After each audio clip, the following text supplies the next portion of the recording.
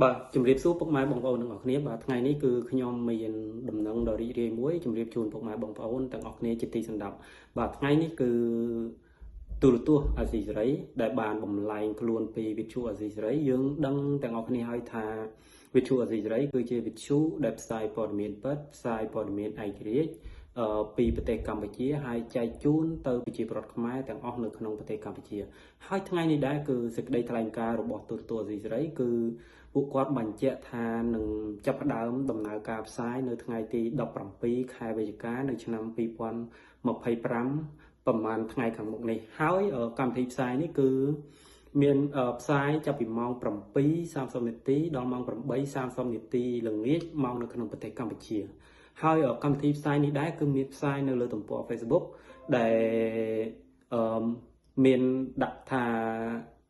TFA ខ្មែរនិងលើ YouTube www.youtube.com/tfa ខ្មែរបាទហើយ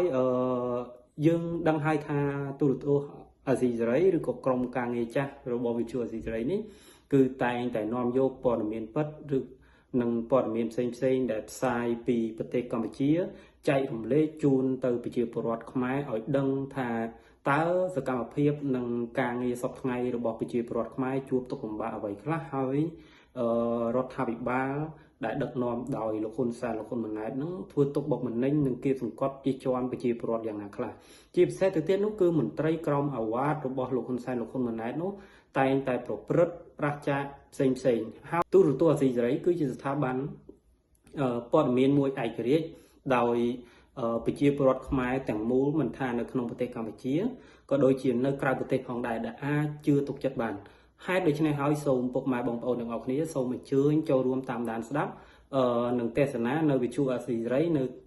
ដែលចាប់ផ្ដើមដំណើរការផ្សាយនៅថ្ងៃទី17ខែវិច្ឆិកាខាងមុខនេះបាទសូមអរគុណសូមជម្រាប